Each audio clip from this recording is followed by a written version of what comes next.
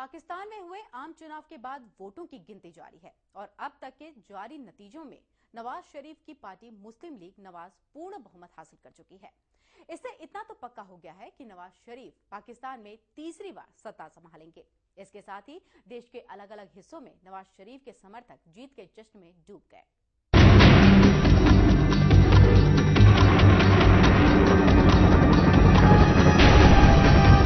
पाकिस्तान में हुए आम चुनावों में नवाज शरीफ की पार्टी पाकिस्तान मुस्लिम लीग नवाज जीत की तरफ बढ़ती जा रही है। सत्ता की तरफ एक एक कदम बढ़ा रही नवाज शरीफ की इस जीत से पूरे देश में जश्न का माहौल है। जीत से सराबोर नवाज की पार्टी के कार्यकर्ताओं ने सड़कों पर उतरकर जश्न मनाया। वैसे चुनावों से पहले हुए सर्वेक्षणों में नवाज शरीफ और इमरान खान की पार्टी के बीच कड़ी टक्कर मानी जा रही थी, लेकिन जैसे जैसे चुनावों के नतीजे सामने आ रहे हैं, उससे धीरे धीरे तस्वीरें साफ होती जा रही हैं। लगता है कि बातचीत के जरिए मसले हल हों, बातचीत से ही तरक्की हो सकती है और हिंदुस्तान ये भी चाहता है कि इकोनॉमिक कोऑपरेशन अगर बढ़ता है पाकिस्तान के साथ तो दोनों देशों के लिए फायदा है। खासतौर से पाकिस्तान को बहुत फायदा होगा, इंडियन इन्वेस्टमेंट अगर जाएंगे वहाँ। पाकिस्तान की सत्ता पर तीसरी बार काबिज होने जा रहे नवाज शरीफ को लॉयन ऑफ पंजाब के नाम से जनता नवाज रही है। वहीं नवाज शरीफ की इस जीत पर बधाइयों का तांता भी लग गया है। भारतीय प्रधानमंत्री मनमोहन सिंह के अलावा जम्मू कश्मीर के मुख्यमंत्री ने भी नवाज शरीफ को जीत की बधाई दी है। मैं चाहता हूं कि जो मियां नवाज शरीफ साहब ने अपने दौरे हुकूमत में दोस्ती का हाथ बढ़ाया था, जो जम्मू कश्मीर के मसले हल करने की कोशिश की थी, अल्लाह करे कि मियां नवाज शरीफ को वो तौफीक मिले कि वो उस मंजिल तक पहुंचे जिस मंजिल की शुरुआत उन्होंने अपनी पिछली हुकूमत में की थी। इन आम चुनावों में अभी तक के नतीजों के मुताबिक नवाज शरीफ की पार्टी सीटों के मुकाबले में सबसे ऊपर चल रही है। वहीं इमरान खान की पार्टी तहरीके इंसाफ दूसरे और जरदारी की पीपीपी तीसरे नंबर पर है।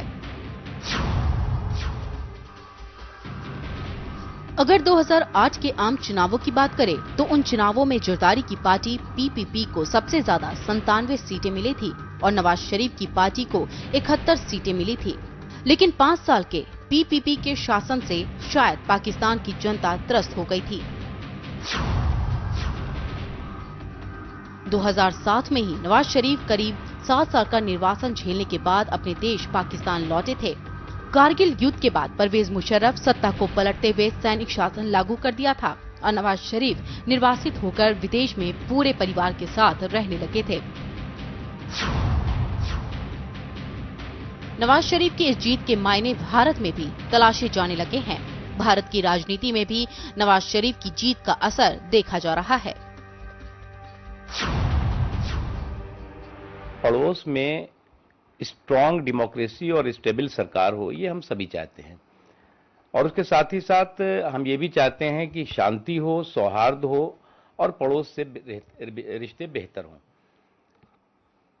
खुशी की बात है कि ये बहुत वर्षों के बाद दोबारा लोकतांत्रिक ढंग से चुनी हुई सरकार पाकिस्तान में बनने जा रही है।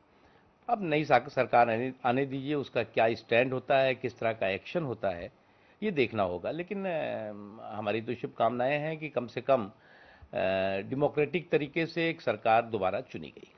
65 साल की आज़ादी के बाद के दौर में ये पहला अवसर है जब एक चुनी हुई सरकार लोकतांत्रिक तरीके से 5 साल काम करने के बाद पुनः एक नए लोकतांत्रिक सरकार की तरफ जा रही है या एक चुनी हुई सरकार की तरफ जा रही है।